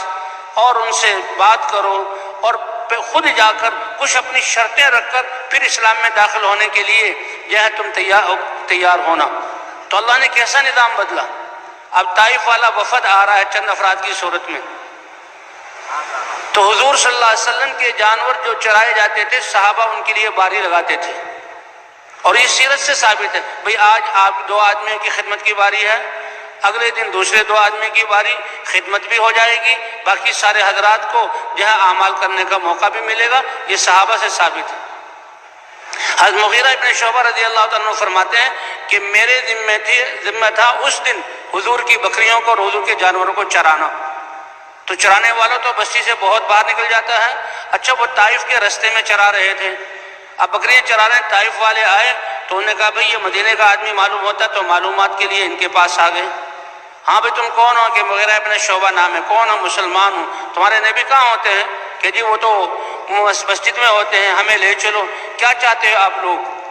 کہ ہم لوگ اب اسلام میں داخل ہونا چاہتے ہیں، اپنی قوم کی طرف سے وفد بن کر آئے ہیں، اللہ کے رسول سے بات کرنی ہے۔ حضرت مغیرہ ابن شعبہ تو خوشی کے مارے اچھلنے لگے، اے اللہ، وہ طائف والے جنہوں نے حضور کو اس حال میں نکالا، اور آج یہ حق کی محنت غالب آ کر رہی، اور آج وہ اسلام میں داخل ہونے کے لیے خود حضور کے پاس آ رہے ہیں۔ تو حضرت مغیرہ ابن شعبہ دوڑے۔ یہ اللہ کی طرف سے تکوینی صورت ہے۔ حضرت ابو بکر ملے، اے مغیرہ ابن شعبہ، ایسے اچھلتے ہوئے اور خوشی میں کہاں جا رہے ہو؟ کہا حضور کے پاس جا رہا ہوں۔ کیا کون سی خبر تمہیں ملی ہے؟ کہا اے ابو بکر، طائف والوں کا وفد آیا ہے، اور وہ آج حضور کی خدمت میں خود حاضر ہو کر اپنے اسلام کے بارے میں حضور سے بات کرنا چاہتے ہیں۔ حضرت ابو بکر بھی خوش ہوئے اور کہا اے مغیرہ، اگر یہ سعادت تم مجھے دے دو کہ یہ خبر جو میں حضور کو پہنچے گی، اللہ کا رسول کتنا خوش ہوگا، اور اگر تم مجھے یہ موقع دے دو میں اللہ کے رسول کو بتاؤں۔ حضرت مغیرہ ابن شعبہ نے ابو بکر کی قربانییں اور حضور سے قرب اور ان کا درجہ سامنے، اے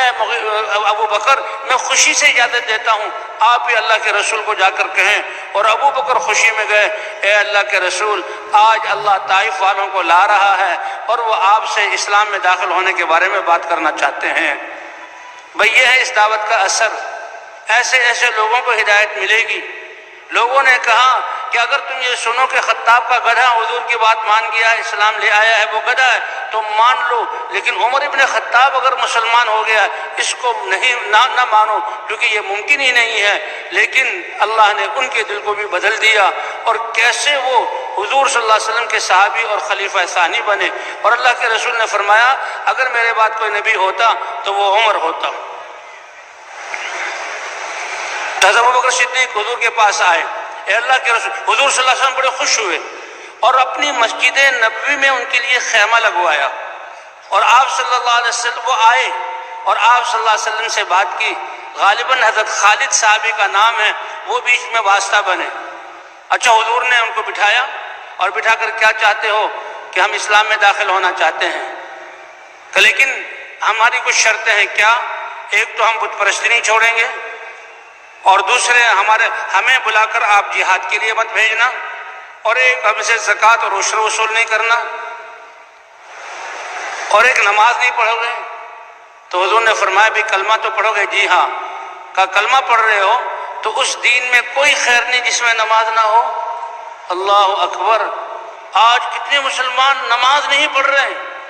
اور اللہ کے رسول ان سے کہہ رہے ہیں نماز تو پڑھنی پڑے گی۔ کہا یہ جو تم جھکتے ہو اور جو ہے سب نیچے رکھ لیتے ہو یہ ہم سے نہیں ہوگا۔ کہا نہیں، یہ کرنا پڑے گا۔ لا خیر فی دین لا صلاۃ فی، اس دین میں کوئی خیر ہی نہیں ہے جس میں نماز نہ ہو۔ کہا اچھا، ہم نماز کو مان لیتے ہیں، نماز کو مان لیتے ہیں، لیکن جہاد کے لیے جمع نہ کیا جائے، اور ہمارے زکوٰۃ کے لیے ہمارے پاس کوئی آدمی نہ بھیجا جائے عشر کے لیے۔ اللہ کے رسول نے ان کو قبول کر لیا اور فرمایا انشاءاللہ یہ ایمان لے آئے اور یہ جو ہے نماز پر آ گئے تو خود ہی یہ زکوٰۃ دیں گے اور خود ہی اللہ کے راستے میں نکلیں گے۔ محمد بن قاسم کہ جن کے ذریعے سے اس بر صغیر میں اور سندھ کو اسلام کا دروازہ کہا جاتا ہے، اسلام پہنچا، وہ انہی طائف والوں کی اولاد ہیں۔ محمد بن قاسم الثقفی، اور طائف والے لوگ بنو ثقیف تھے۔ اچھا، اسی وقت کتنی احتیاط کہ اللہ کے رسول نے مسجد میں ٹھہرایا، مسجد میں بات چیت ہو رہی ہے، اور پھر اللہ کے رسول نے ان کے لیے کھانا بنوایا اور کھانا بھیجتے حضرت خالد کے ہاتھ، اور وہ کہتے اے طائف والوں، یہ کھانا آیا ہے اللہ کے رسول کی طرف سے۔ ابھی وہ اسلام میں داخل نہیں ہوئے تو اس سے پہلے کی بات، تو کھانا آیا، کھانا کھاؤ۔ وہ کہتے نہیں، ہم نہیں کھائیں گے۔ ان کے دل میں ڈر کہ کس میں کوئی زہر نہ ملا۔ اے خالد، پہلے تم کھاؤ۔ پہلے خالد کھاتا تھا، اور جب کھا لیا ان کو اطمینان ہوتا تھا ان میں کوئی، پھر وہ کھاتے تھے۔ لیکن پھر کلمہ پڑھا، کلمہ پڑھ کر نمازوں پر آئے، نمازوں کے بعد زکوٰۃ دینے والے بھی بنے، اور زکوٰۃ دینے والے وہ جہاد میں بھی نکلے، اور کتنے علاقوں میں اللہ نے طائف والوں کو ذریعہ بنایا اسلام کے تک پہنچنے کا۔ تو بھئی مساجد، یہ مسلمانوں کو مسجدوں کی طرف لانا، اس لیے 100% ملاقاتیں کرنے کی ضرورت ہے، اور مسلمانوں سے بات کرنا، نقد جماعت نکالنے کی نیت کرنا، اور مسجد کو اعمال سے آباد کرنا، اور اپنے ساتھیوں پر بھی محنت کرنا۔ اس طرح بھائی ہم نے پھرنا ہے۔ نقد جماعت جو تیار ہو تو اس کو نکلنے والوں کی جیسی نیت اور محنت ہوگی، اللہ ان کی نیتوں اور عزم کو وجود عطا فرمائیں گے۔ یہ نکلنے والے بستیوں میں داخل ہونے سے پہلے نیت کریں، نقد جماعتیں نکالنی ہیں، اور جہاں پر جہاں جب اب مسجد میں بھی کام جمانا ہے اور ہر ایک سے ملاقات کرنی ہے، اس کے لیے بھی مسجد میں ایک دن میں سارے کام ہو جائیں تو ٹھیک ہے، اور اگر ایک دن میں نہ ہو تو دوسرے دن جو ہے وہ وہاں ٹھہرا جائے، وہاں 3 دن ٹھہر کر 3 دن میں اگر امید ہو کہ بھی ایک دن اور زیادہ کریں تو جماعت نکل جائے گی، چوتھا دن بھی، ورنہ پھر اگلی بستی میں چلے جائیں۔ تو اس طرح ہمارا گشتیں کرنا بھی ہو، مسجد میں تعلیم کرنا بھی ہو، 6 نمبروں کا مذاکرہ بھی ہو۔ اب ظہر کی نماز کے بعد بھی ایک اعلان ہو جائے، بھائیو اللہ نے کامیابی دین میں رکھی ہے، جماعت آئی ہوئی ہے، ابھی مختصر سی بات ہوگی، پھر ان کو ترغیب دی جائے۔ اور یہ پہلا تعارف ہے کہ جو ہے وہ اعلان کے ذریعے اپنی دعوت کو دینا، اس لیے اعلان کرنے والا مضبوط ہونا چاہیے۔ اور بھائی اگر ترغیب دینے کے بعد گشتیں دوبارہ روانہ ہو جائیں، پھر اگر وقت ہو تو پھر 2 ساتھیوں کے ذریعے ہمارے اپنے اعمال کا مذاکرہ کریں، کوئی وقت ہمارا ضائع نہ ہو۔ جو ہمارے اعمال کے آداب ہیں، عمومی گشت کیسے کرنا ہے، خصوصی گشت کے آداب کیا ہیں، خدمت کے آداب کیا ہیں، اور جو ہے بیان کے عمومی بیان کے آداب کیا ہیں، 6 نمبر کیا ہیں، ان کا تو اجتماعی مذاکرہ ہو۔ اور بھائی کھانے کے، پینے کے اور جو سونے کے آداب، یہ 2 ساتھی ہو کر، یا نماز کے آداب 2 ساتھی ہو کر یہ بھی سیکھنا سکھانا کیا جائے۔ اور بھائی سب سے اہم ہمارا عمومی گشت ہے، وہ جب پھرے ہم لوگ 2 کا گشت ہوا وہ بھی، اور اب ایک جماعت کی صورت میں عمومی گشت کے لیے نکلنا یہ بھی بہت ضروری ہے۔ اس کے لیے جو ہے عصر کے بعد کا وقت، یہ عمومی گشت کا وقت وہ ہے کہ جس میں لوگ اپنے کاموں سے اپنے گھروں میں آ جائیں مسجد کے آس پاس، تو اس کے لیے ایسا وقت مقرر کیا جائے، اس گشت کے لیے پہلے سے مشورہ ہو جائے۔ جی ہاں، اعمال کے لیے مشورہ ہو، بیان کس کا ہو، متکلم کون بنے گا، اور جو ہے تشکیل میں کون ہوگا۔ تو گشت، عمومی گشت کے لیے جماعت بنی جائے، 5-6 ساتھی ہوں، 2 ساتھیوں کو مسجد میں یا 1 ساتھی کو ذکر کے لیے بٹھا دیا جائے، 1-2 کو استقبال میں لگا دیا جائے، اور باقی جماعت اللہ کے راستے میں جہاں بستی میں پھرے۔ پرانے ساتھیوں کو لے لیا جائے رہبر کے طور پر، 1 یا 2 ساتھی، لیکن جو رہبر ہو وہ بھی سنجیدہ ہو۔ یہ اللہ کا پیغام، کہتے جیسے باہر کے ماحول سے لا کر مسجد کے ماحول میں دعوت دیں تو ان کو وہ اثر انداز ہوگی، وہ بات کو قبول کریں گے۔ اور گشت میں اب ایک ماحول بنا کر جماعت ذکر کرتے ہوئے، نظروں کی حفاظت کرتے ہوئے ایک سے مل رہی ہے، تو اس لیے جماعت جو ہے وہ عصر کے بعد جماعت کو بھیجا جائے، بڑے سنجیدہ ساتھی ہوں، متکلم ہے جو بات کرے گا، بستی کا رہبر وہ ساتھیوں سے ملائے گا، ذمہ دار ساتھی ساتھیوں کو جوڑ کر چلیں گے۔ اور مختصر سے آداب بیان، آج کل تو عصر مغرب میں وقت بھی تھوڑا ہوتا ہے، تو مختصر سے آداب بیان کر کے جماعت کی تشکیل کر دی جائے۔ اور جماعت اگر گھر ہیں تو ایک گھر پر ملاقات کریں، دکانیں ہیں تو دکانوں پر ملاقات کریں۔ اب جب یہ جماعت دعا ہو جائے، خصوصی ملاقاتوں میں، انفرادی ملاقاتوں میں بھی نکلنے سے پہلے دعا، اور بھائی عمومی گشت میں بھی دعا کو بہت لازم پکڑیں۔ اور اگر آپ خصوصی ملاقاتوں میں 2 رکعت نفل پڑھ سکتے ہو، دعا مانگ سکتے ہو، تو انفرادی دعا بھی مانگی جائے، اور پھر جہاں عمومی گشت میں اجتماعی دعا مانگ کر، اور باہر نکل کر 2-3 ساتھی دعا مانگ کر چلیں، ایک مسلمان سے ملیں، اور اس کو نقد مسجد میں لانے کی جو ہے ترغیب دیں، اور مسجد میں لے کر آئیں۔ اور بہت ہی زیادہ کوئی عذر ہو تو بتا دیں کہ جی مغرب کی نماز میں آ جائیں۔ اس طرح ہم نے گشت کرنا ہے۔ جب نماز میں اتنا وقت رہ جائے کہ ساتھی، اگر کسی کو وضو کی ضرورت ہے وہ وضو کر کے جو ہے جماعت میں شامل ہو سکتا ہے، تو اتنا دیر پہلے بھائی گشت پورا ہو گیا، اب اتنا بڑا عمل تھا، تو حقیقی طور پر ندامت اور اللہ سے معافی مانگتے ہوئے ہم واپس آ جائیں۔ اور بھائی مغرب کے بعد بیان ہو، بیان کے بعد کے لیے بھی اعلان ہو، اور جو ساتھی بیان کے لیے مقرر ہو وہ مضبوط ساتھی ہو، صحیح طرح بات کر سکتا ہو، اور بیان اتنی دیر کیا جائے جتنا مجمع میں استعداد ہے، اور پھر تشکیل کو بھی وقت دیا جائے۔ ہمارے سارے دن کی جو محنت، جیسی ہماری دن کی محنت ہوگی ویسے ہی پھر جو ہے شام کے بیان میں ہم اللہ کے راستے میں نکلنے کے لیے جماعت ملے گی۔ تشکیل والا کھڑا ہو جائے، وہ نام لکھے، بیان ختم ہونے کے بعد تھوڑی دیر کے لیے ساتھی اللہ کی طرف متوجہ کہ جو سارے دن کی محنت اور بیان کی جو ہے نورانیت، اس سے جو دل متاثر ہوئے ہیں، اس سے لوگ اپنا نام دیں گے۔ جب تھوڑا سا جمود دیکھیں تو پھر ایک ساتھی اپنے دائیں بائیں والوں کو ترغیب دے، اور بھائی جماعت تیار ہو جائے تو اس کو الگ کر کے رات ہی کو ان کے بسترے منگا لیے جائیں تاکہ صبح صبح اللہ کے راستے میں ان کو روانہ کیا جائے۔ تو بھائی کریں گے نا ایسا انشاءاللہ؟ اور بھائی